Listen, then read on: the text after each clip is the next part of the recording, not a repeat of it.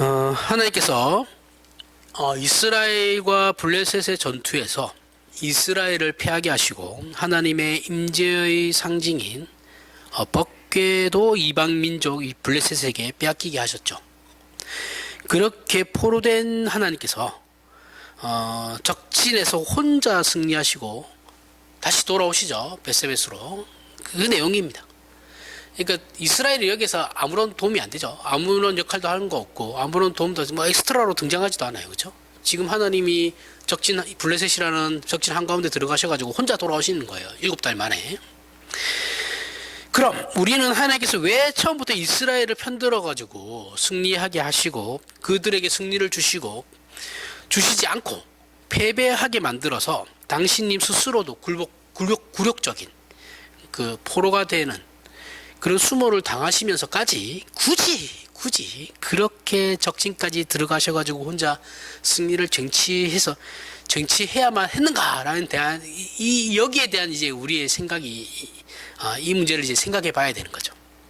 우리는 이미 사사기를 통해서 살펴봤지만 제가 또 여러 번 얘기했습니다. 이스라엘은 실패했어요.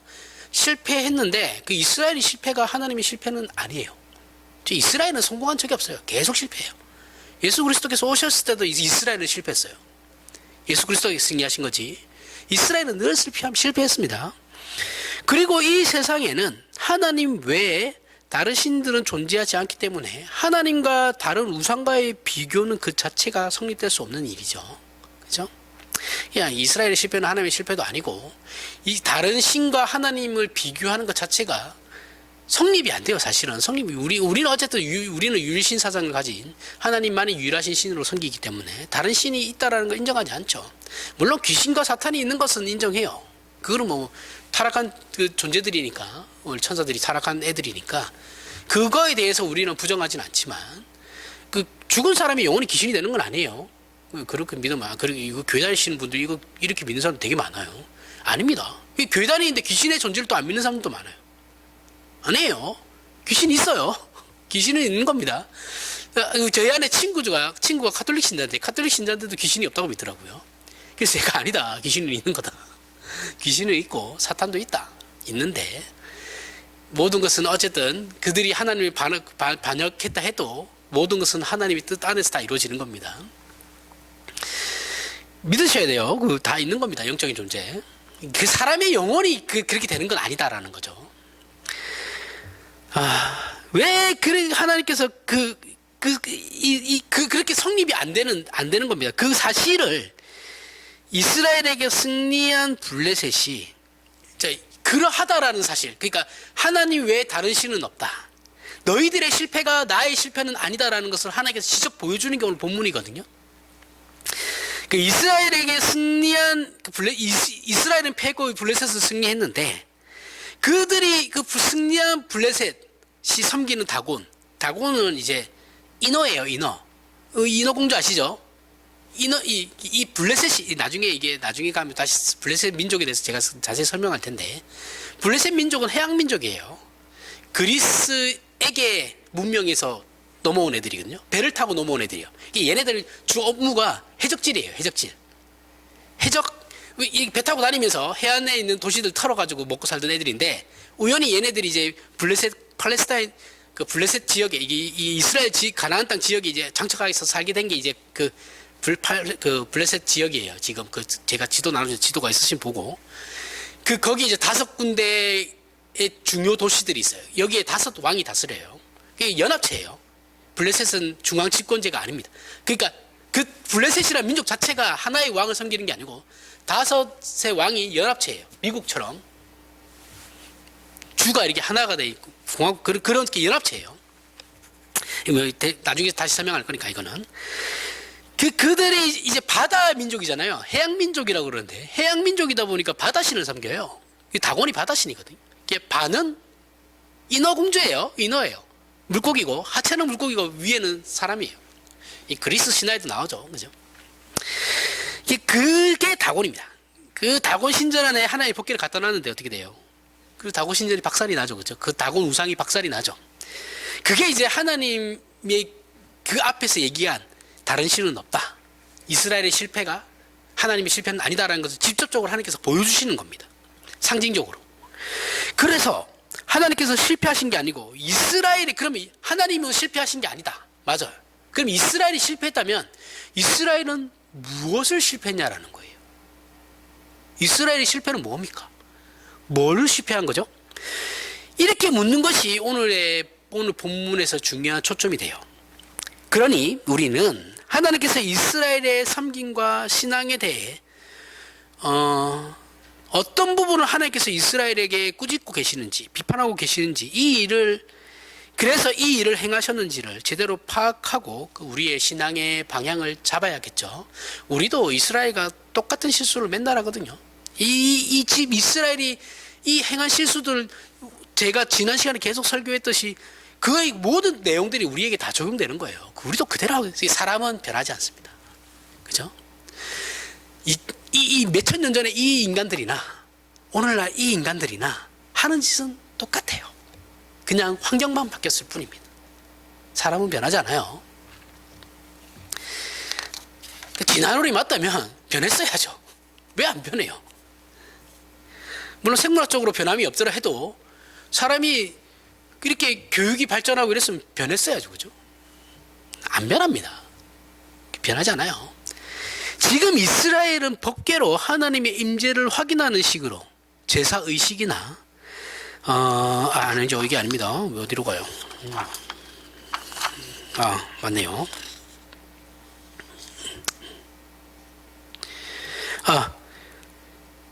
이스라엘은 하나님의 법궤로 하나님의 임재를 확인하죠. 그죠? 그래서 그 전쟁에 지니까 법궤를 가지고 나온 거잖아요. 그리고 제사의식을 가지고 있어요. 하나님을 향한 제사의식. 그죠? 그리고 제사장이 있어요. 그리고 하나님께서 직접 주신 율법을 가지고 있는 사람들입니다. 말하자면 하나님을 자기들 마음대로 속박할 수 있다라는 생각을 가진 거예요.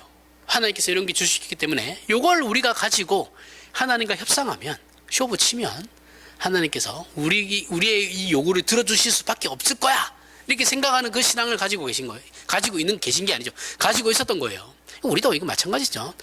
지금 시대로 얘기하면 뭐예요? 이게 제사의식, 제사장, 율법, 이런 걸 지금 우리는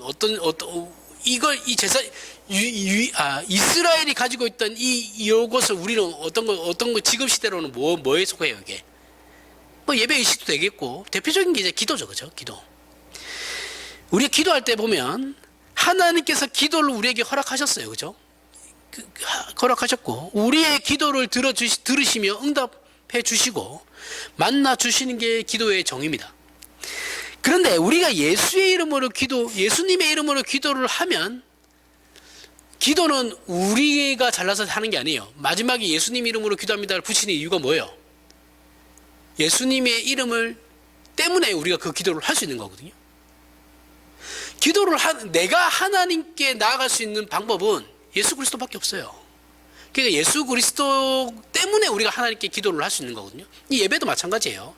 예수 그리스도 때문에 우리가 이 예배를 하나님께 직접 드릴 수 있는 거예요. 아니면 그렇게 안 돼요. 이렇게 안 돼요. 우리 다시 구약으로 돌아가야 됩니다. 예수께서 그렇게 죽지 않으셨다면 우리 다시 구약으로 가야 돼요. 제사를 지내야 되거든요. 근데 예수 그리스도 때문에요. 그래서 아무 때나 기도할 수 있고 아무 때나 예배 드릴 수 있는 거예요. 그러니까 기도를 하려면 예수 그리스도의 이름이라는 요게 하나의 우리는 족쇄라고 생각하는 거예요. 기도할 때 이렇게 말씀하시는 분들 있죠. 성경 말씀 가지고 기도를 하면 하나님 꼼짝도 못해. 이거 들어봤을 거예요. 구랍니다. 성경 말씀대로 기도를 하려면 그 말씀이 어떤 말씀인지 의미를 알아야죠. 내 처음은 미약하였으나 나중은 심히 창대하리라. 이거 하나님이 하신 말씀 아니에요. 욥의 친구가 한 말이죠. 그죠? 근데 욥의 친구가 욥을 비난하면서 한 말이에요. 좋은 의미로 한 말이 절대, 이거 가게 가면 되게 많이 걸려있죠. 그죠? 다 떼야 돼요. 그 좋은 의미 하나도 아닙니다. 그 좋은 의미라고 생각하죠. 그죠? 성경 말씀을 제대로 인용할지도 모르는데 어떻게 성경 말씀을 가지고 기도를 하죠? 그렇지 않아요. 그런 거에 하나님이 속박될 거라고 생각하시면 정말 순진하신 겁니다.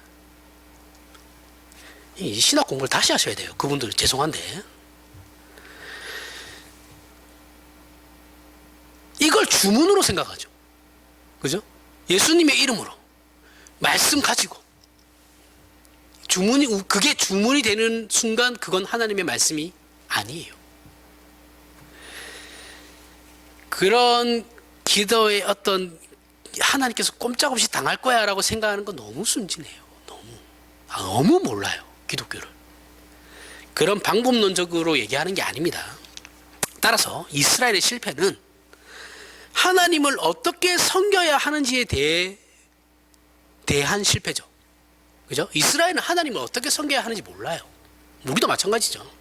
그런 식으로 기도하는 거라고 한다면 그 사람은 하나님께 어떻게 기도해야 하는지를 모르는 거예요.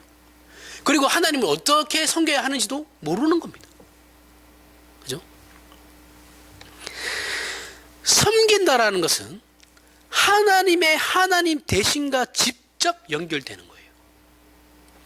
하나님을 수단화하여 도원하고 자신의 필요에 의해서만 소환하며 전 인생과 전 존재를 바치는 항복이 없는 종교 행위에 대해서는 하나님께서 절대 응답하지 않으십니다. 이것이 본문의 핵심이에요.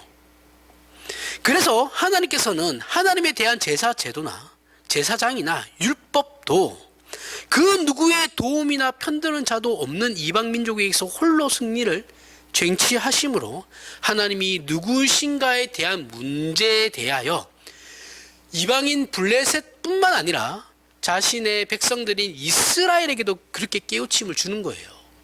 너희가 그런 것으로 나를 이용해 먹으려고 하는데 사실 막말로 너희 필요 없어도 나 내 혼자 어떻게든 다 해먹을 수 있고 다 승리할 수 있고 다 나 혼자도 만족할 수 있어.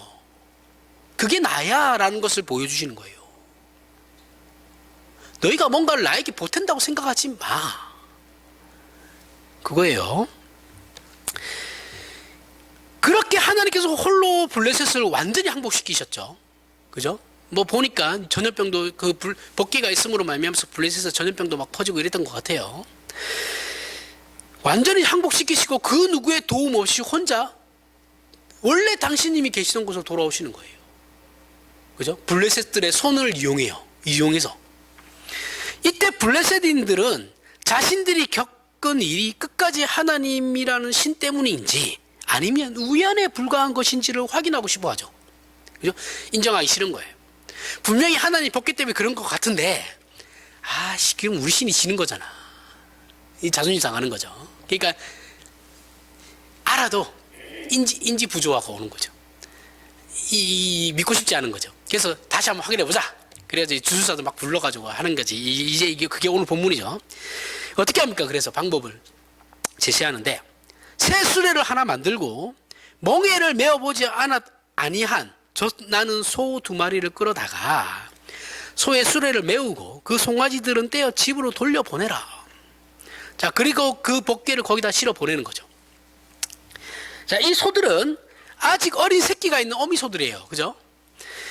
그 어미와 새끼들 떼어 놓아 수레를 끌게 함으로 어미소들에게 이 어미소들은 멍에를 한 번도 씌운 적이 없으니까 이제 거기에 대한 거부감도 있겠죠. 그죠? 그리고 거기에다가 새끼까지 떼어 놓았어요. 그 모성을 자극하는 거죠. 자, 끌게 함으로 당연히 어미들이 새끼에게 돌아가려고 하는 그 모성을 극복하면 하나님의 섭리가 있는 거고 아니면 그냥 우연이다. 이렇게 이제 그걸로 확인하고자 하는 거죠. 그런데 암소가 벳세메스 길로 바로 행하여 대로로 가며 갈 때 울고 좌우로 치우치지 아니하고 블레셋 방백들은 벳세메스 경계선까지 따라가니라. 국경선까지 따라가는 거예요. 자, 어미소들이 새끼와 강제로 떨어짐으로 울었지만 그 소들은 곧바로 벳세메스까지 갔다고 합니다. 그죠? 그래서 이 블레셋 사람들이 이건 하나님 이스라엘의 신이 직접 간섭하신 것이다라는 걸 인정하게 돼요. 완전히 항복하게 됩니다. 여기서. 그죠? 남아있던 그 자존심마저도 내려놔요.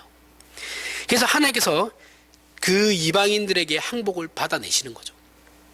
하나님께서는 이 중요한 교훈을 이스라엘에게 가르치기 위해서 스스로 그러한 수모를 당하시는 거예요. 이거 예수 그리스도의 십자가와 똑같은 거예요. 그리고 다시 돌아오는 거예요. 이스라엘을 버리지 않고 교훈하고 고쳐서 다시 그들의 하나님으로 돌아오신 거예요. 제가 볼 때는 이스라엘이 이거 깨달았을까 하면 깨달지 못했을 거예요. 깨달았으면 저렇게 바보짓들을 안 했겠죠. 이 뒤에도 이스라엘은 개판입니다. 바로 이 돌아오시는 장면이 오늘 본문 내용인데, 이 내용 자체가 굉장히 이제 음미할만하다라는 것이죠. 그 이유는 승리하신 하나님께서, 잘 생각해 보십시오. 자, 전쟁에서 승리하신 하나님께서 득이에 차서 돌아오시지 않고 어떻게 합니까? 개선 행진처럼 사람들의 환호나 열광이나 외침이나 꽃가루나 어떤 장식도 없이 정말 조용하게 돌아오세요. 혼자서. 그죠? 혼자 돌아오시는 거예요. 손은 수레가 끌고 혼자 터벅터벅 이렇게 돌아오시는 거예요. 이게 블레셋으로 가서 블레셋을 항복시키는 일에서나 이스라엘로 돌아오시는 일에서나 하나님께서는 그저 그냥 담담하게 침묵하고 계세요. 그러면서 승리하시는 거예요. 그럼 분명히 개선의 귀환인데 하나님께서는 왜 이렇게 담담하게 돌아오시냐라는 거예요. 이스라엘의 환호를 받지 않고. 왜요? 하나님께서 블레셋을 물리치시고 항복시키는 일에 특별히 힘을 쓰신 일이 없어서 그런 겁니다. 특별할 게 없는 거예요. 하나님은 하나님으로서 온 우주 만물과 온 세계와 모든 존재들을 그 발 아래 두신 분이죠. 하나님을 거부하거나 저항하거나 반대하거나 외면하는 일은 있을 수 없어요. 이건 오늘 본문에서 겉으로는 잘 드러나지 않지만 가장 중요한 내용으로 가득 차 있습니다. 하나님께서 유일하신 창조주이시고 섭리자이십니다. 하나님을 떠나서는 그 어떤 생명도 존재도 유지될 수 없어요. 결국 상대가 대드는 것도 어느 정도 저항의 충격이 있어야 싸움이 되는 거죠. 그죠? 상대가 어느 정도 저항했을 때 내가 받는 어떤 충격이 어느 정도는 있어야 되는데, 그렇게 해서 승리했을 때 환호도 있는 것인데, 이건 싸움의 상대가 애초에 안 되는 거죠. 그렇게 하나님께서는 아무런 힘도 사용하지 않으셨는데 승리했으니 무슨 거기에 환호가 필요하겠으며, 거기에 무슨 그 개선 행진이 필요하겠어요. 자, 개미와 싸워서 환호하는 인간은 없어요. 그죠? 여러분, 우리 어렸을 때 그 운동장에서 이렇게 보면 개미들 막 왔다 갔다 하는 거 보면서 그거 가지고 막 장난치잖아요. 물도 붓고 개미 집에다가. 그죠? 저 어렸을 때는 그 요만한 다이너마이트 같은 거 화약 있었거든요. 그거 불 붙여가지고 개미 불 집어넣고 이런 것도 했습니다. 그렇게 해는데 그거 해가지고 와 이렇게 안 해요. 그죠? 그렇게 개미 죽었다고 해서 가만히 있어. 그냥 재미로, 어렸을 때 철없을 때 재미로 하는 거잖아요. 싸움 상대가 안 되는 거죠. 그러니 담담할 수밖에 없죠. 하나님한테는 이게 아무 일도 아니신 거예요. 하나님이 하나님 되심, 그 하나로 온 천하는 그 앞에서 입을 다무는 겁니다. 하나님의 귀환도 그렇다라는 거예요. 하나님께서 승리를 위해 애쓴 게 아무것도 없으세요. 없는데 무슨 꽃가루를 뿌리고 환호와 퍼레이드가 있겠냐라는 거예요. 하나님은 그냥 하나님이십니다. 담담히 우리를 향하여 오시는 거예요. 이것이 하나님이 누구시며 하나님께서는 우리에게 무엇을 목적하시는가를 나타내시는 기독교 신앙의 유일한 근거입니다. 그래서 성경은 복음을 논할 때 신학의 표현을 하는 예수 그리스도께서 우리를 위하여 죽으셨다, 예수를 믿는 자는 다 구원을 얻는다라고 하지만 구약의 표현은 이사야 52장에 잘 나타납니다. 52장 7절에서부터 10절에 좋은 소식을 전하며 평화를 공포하며 복된 좋은 소식을 가져오며 구원을 공포하며 시온을 향하여 이르기를 내 하나님이 통치하신다 하는 자의 산을 넘는 발이 어찌 그리 아름다운가.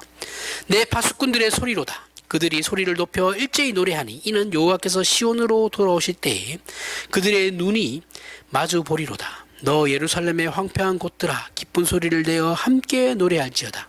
이는 여호와께서 그의 백성들을 위로하셨고 예루살렘을 구속하셨습니다.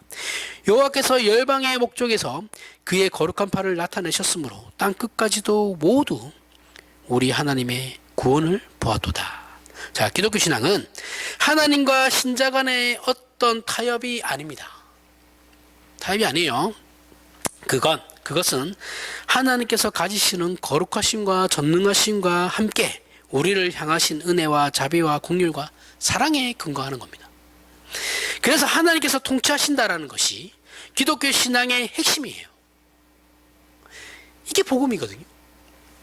그 이유는 하나님만이 온 우주 만물의 창조주이시고 주인이신데 바로 그분이 우리를 향한 사랑하신다는 사실 때문에 그런 겁니다.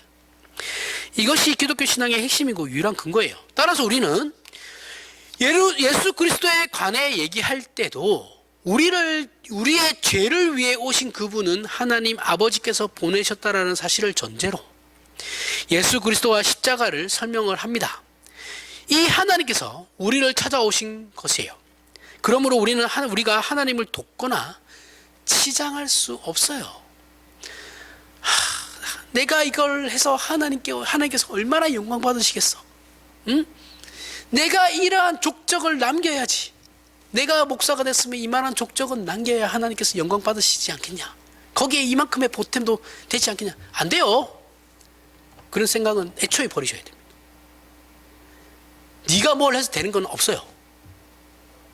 이 목사들 이런 거 진짜 심해요. 굉장히 심하거든요. 아니에요. 당신이 뭘 해서 하나님께 영광되는 건 없어요. 그냥 하나님 시키는 거나 잘 하시면 됩니다. 그건 안 해요. 그죠? 마찬가지예요. 모든 성도들이 다 똑같아요. 시키는 건 안 해요. 안 해도 될 것에 목숨을 걸어요. 한국 교회 특히 그러죠. 물론 정당한 차원에서 하나님을 만족시킬 수는 있어요. 그게 하나님의 말씀에 순종한 것이다 라고 한다면 만족시킬 수는 있죠. 하지만 그것을 조건으로서 하나님을 만족시킬 수 있는 일은 세상에 존재하지 않습니다. 그 어떤 것도. 우리 신자는 그걸 위해 선택받고 부름받은 것이 아니에요. 우리 모든 신자는 하나님 되시는 자비와 긍휼과 사랑 때문에 선택을 받았고 부름을 받았으며 그 신앙을 소유하고 있는 겁니다. 하지만 우리의 신앙 현실을 보면 우리는 우리의 신앙을 하나님 앞에서 확인하고 확신하려고 할 때마다 자신의 자격을 확인하려는 버릇이 있어요. 내가 이 모양 요건하신데 내가 기도한들 하나님께서 들어주실까? 그 생각을 하시지 말고 어떻게 하면 내가 하나님께 하는 기도가 올바른 기도가 될까라는 생각하세요. 차라리 내가 더 많은 기도와 더 열심히 있는 신앙생활을 했어야 했는데 이런 어떤 조건과 자격으로 삼을 만한 것이 내 자신에게 없으면 우리는 기도도 안 해요. 그죠? 예배 드리러 오지도 않아요. 내가 이번 주를 얼마나 개차반으로 살았는데 내가 지금 예배하러 간들 하나님께서 내 예배를 받아주실까? 이건 진짜 기독교를 1도 모르는 겁니다. 그죠? 그런 거였으면 애초에 하나님이 당신을 선택하지도 않았어요.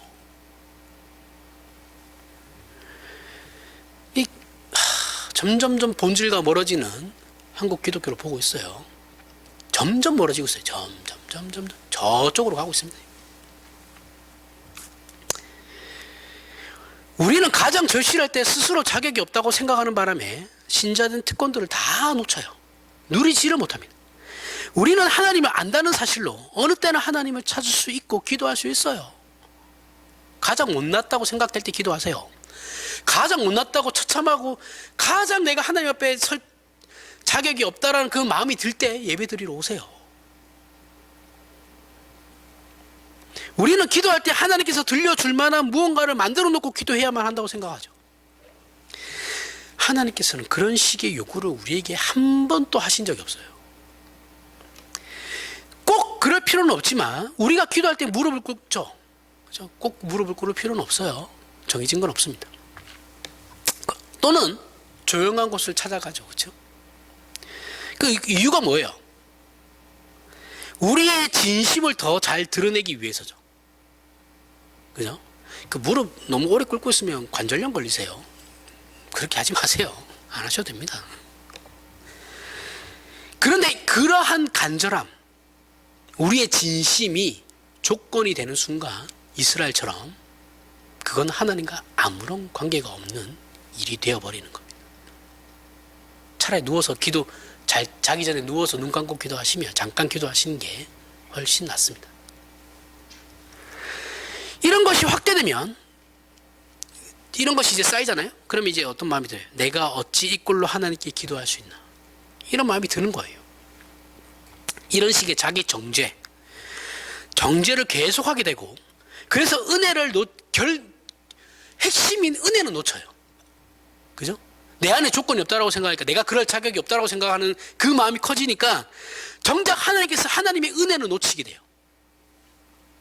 그러면 본질은 점점점 멀어지는 거죠. 그죠?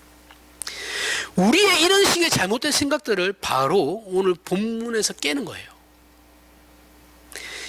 이스라엘은 법궤를 가졌고 할례를 행하며 율법을 소유한 자들이기 때문에 당연히 하나님은 이스라엘의 편이고, 그래서 이스라엘은 다른 민족보다 특권을 누려야 된다고 이스라엘 민족들은 스스로 생각을 했는데, 하나님께서는 웃기는 소리 하지 마라 라고 하시는 거예요.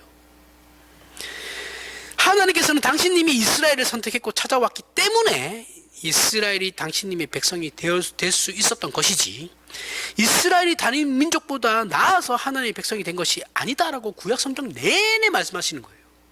이스라엘은 반대로 생각하죠. 우리가 이렇게 가졌는데 당연히 우리가 선민 아니야? 내가 예수를 믿는데 당연히 내가 하나님 내 편 아니에요. 그러면 우리 신자가 하나님을 만나고 은혜를 구하려면 이런 제도와 방법과 조건을 만들 게 아니라 하나님 앞에 무릎 꿇고 항복하는 것 외에는 다른 방법이 없습니다. 정작 이건 안 해요, 우리는. 하나님께서는 이런 일을 본문에 이스라엘과 블레셋의 전투에서 확인시키셨고, 동일하게 예수 그리스도의 십자가 사건에서 더 크게 나타내 보이셨습니다. 예수께서 우리의 죄 때문에 십자가에 죽으셨어요. 죄 때문이라는 것은 그 죄를 속량하기 위해, 그 죄 가운데서 우리를 구원하기 위함이다라는 말이에요. 결국 뭐예요? 우리가 예수를 죽인 거죠. 예수의 제자들마저도 예수 그리스도를 정치 군사적 해방자이길 바랬다가 예수께서 당신님이 죽어야 한다라고 말씀하자 다 도망가 버렸어요. 의의도 없고 능력도 없는 제자들 때문에 예수께서 잡히셔가지고 죽으셨어요. 베드로의 확신에 찬 장담과는 다르게 그의 장담은 아무런 효과도 발휘하지 못했어요. 또 제자 중 하나는 스승인 예수를 팔아먹었어요. 어디 제자들 뿐입니까? 당시 유대의 민중들도 죽은 자를 살리고 오병이어의 기적을 베풀며 바다를 잠잠케 하는 예수를 자신들의 정치 군사적 해방자인 왕으로 삼으려 했다가 예수께서 그것을 거부하자 저들은 예수께서 빌라도 앞에서 재판받을 때 그분을 죽이라고 목소리를 높였던 애들은, 그때 사람들은 다른 사람들이 아니라 그때 예수를 따라다니던 사람들이었어요. 예수님 졸졸 따라다니던 사람들이 나중에 죽이라 했다니까요. 그리고 당시 종교 지도자들이 예수의 가르침의 양심의 가책을 받게 되자 오히려 예수를 죽임으로써 불안해진 자신들의 위치를 확고하게 만들었죠. 주 예수가 살아있으면 자신들의 위치가 위험한 거예요. 그죠? 그러니까 아예 죽이는 걸 선택했죠. 로마도 마찬가지죠. 로마는 옳고 그름을 떠나서 그저 식민지인 이스라엘의 치안을 유지하기 위해, 폭동이 일어나는 걸 막기 위해서 예수를 죽이는 쪽이 더 쉬운 방법이라는 것을 빌라도는 선택한 거죠. 그죠? 저 사람만 죽이면 되니까. 조용해질 거니까. 왜냐하면 총독들은 이 밀란에 되게 민감했거든요. 그 밀란이 일어나면 그 총독은 잘려요. 그러니까 목숨을 거는 거예요. 이게 밀란이 일어나면 안 되는 거예요. 소유가 일어나면 그게 로마 황제의 귀에 들어가잖아요. 그럼 그 사람 그날로 잘립니다. 그러니까 목숨을 거는 거예요. 그런데 목숨 걸어요.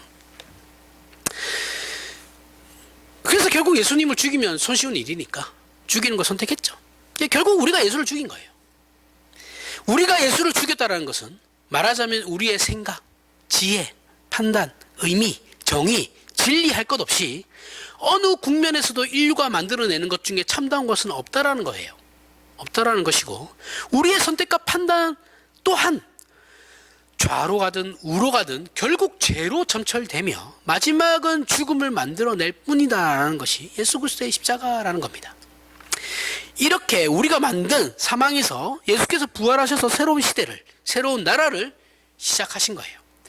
여기에 우리가 돕고 요구한 건 아무것도 없습니다. 그죠? 예수께서 오셔가지고 혼자 다 하신 거예요.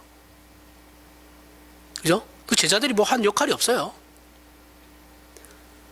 똑같죠. 지금 이스라엘이 그 하나님의 법궤가 이방 블레셋에 가서 혼자 승리하시고 돌아오신 것처럼 예수께서 이 땅에 오셔가지고, 성자 하나님께서 이 땅에 오셔가지고 혼자 다 해결하고 그냥 혼자 승천하신 거예요.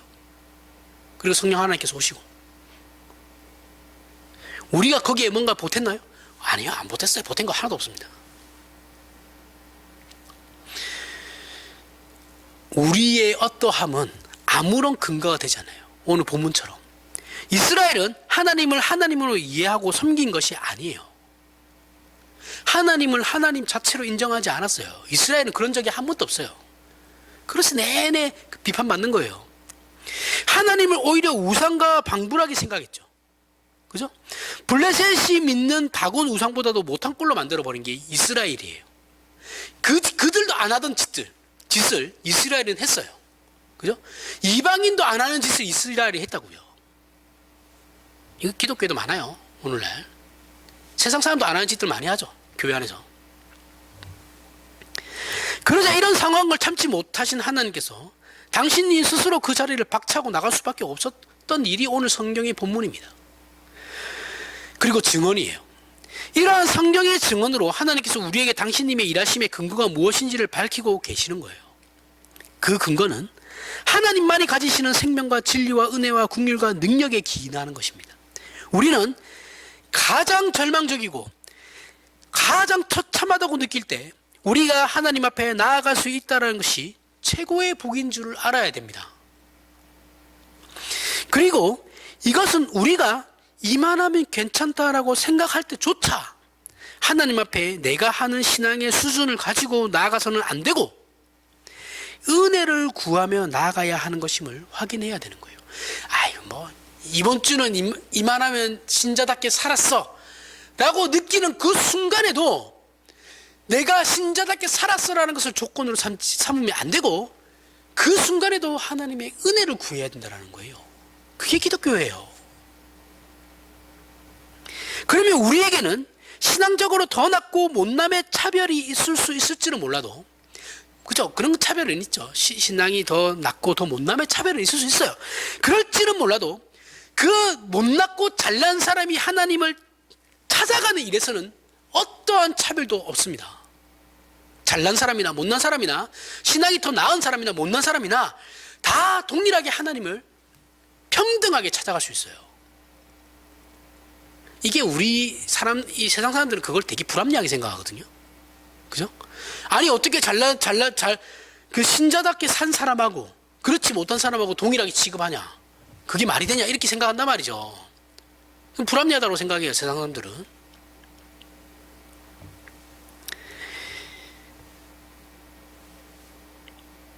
그럼 왜 기독교는 그게 성립이 됩니까? 왜 우리는 그걸 인정할 수밖에 없죠? 내가 찾아간 게 아니고 하나님께서 애초에 나를 먼저 찾아오셨기 때문에 그런 거죠. 거기에 우리는 근거를 두는 겁니다. 이걸 이해를 못해요. 우리는 이 사건을 출애굽 사건과 비교해 봐야 됩니다. 출애굽 사건이나 이 사무엘상에 등장하는 법궤 사건은 동일하게 하나님이 누구이신가에 대한 중요한 이해를 돕는 역사적 사건이에요. 물론 가장 중요하고 핵심되는 사건은 십자가 사건이지만 이 구약의 사건들을 통해서 더 풍성하게 이해할 수 있어요. 그 십자가 사건을.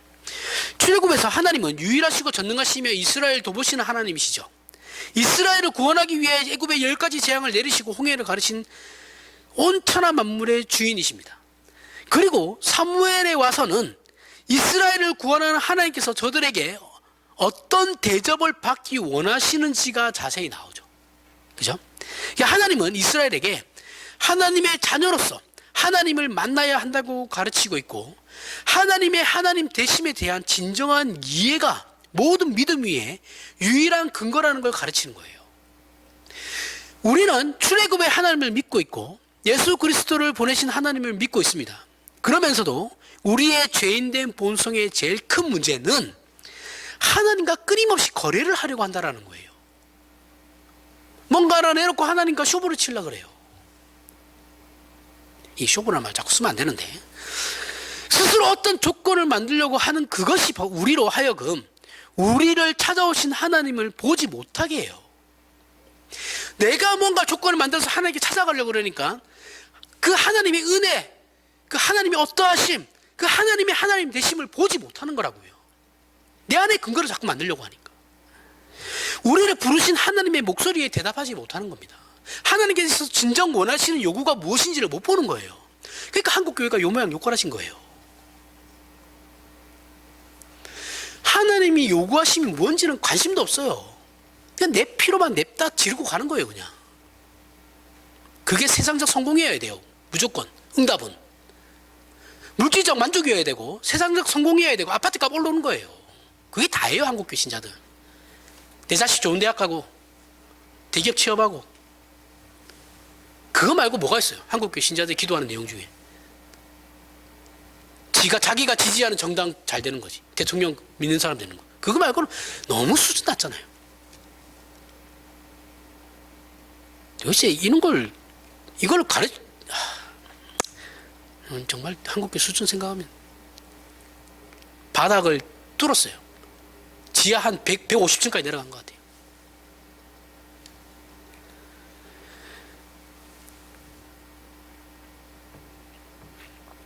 그럼 우린 또 이렇게 생각하죠.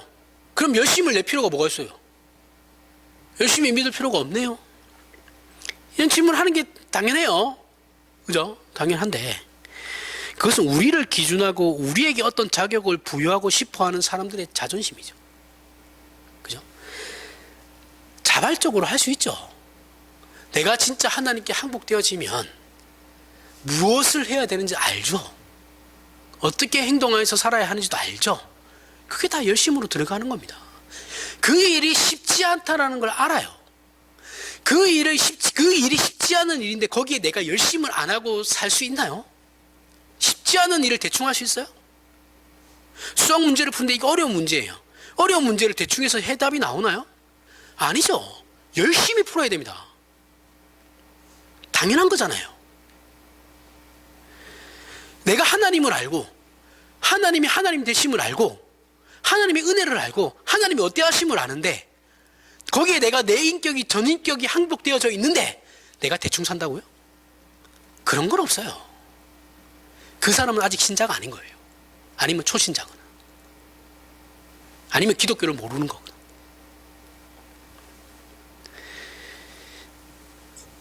이런 문제를 논하는 것도 유치합니다. 사실은. 그죠? 어른들이 왜 어른이에요? 어린아이들은 왜 어린아이들입니까? 여러분 20대들 알바생들 쓰는 사람 20대 알바생을 쓸 때 그 20대들에게 책임감을 요구하는 건 욕심이에요. 그렇죠? 20대는 어려요. 책임감 없어요. 물론 지금 사회가 점점 나이가 이제 오래 살면서 이게 수준도 점점 이제 나이를 더 먹어야지 이제 옛날 같지 않죠. 옛날 20대들은 다 결혼도 일찍 하고 그죠? 다 책임감 가지고 사는데 요즘 안 그래요. 그죠? 20대도 애예요. 근데 20대 애들 쓰면서 책임감까지 요구하는 건 그 사장의 욕심인 거예요. 그 시대를 모르는 거죠. 근데 나이를 먹으면 그래서 40대를 갖다 쓰면 어떻게 돼요? 똑같은 알바인데 40대들은 일을 알아서 합니다. 찾아서 해요. 그럼 뭐 때문에 그래요? 책임감이죠. 그죠? 사회생활을 하려면 이렇게 하는 성실히 해야 된다는 걸 아는 거예요. 아, 신앙생활 똑같다니까요. 수준이 높아지면 알아서 하는 겁니다. 알아서. 그 책임과 의무로만 느끼지 않아요. 그죠? 당연한 거다라고 생각하는 거지.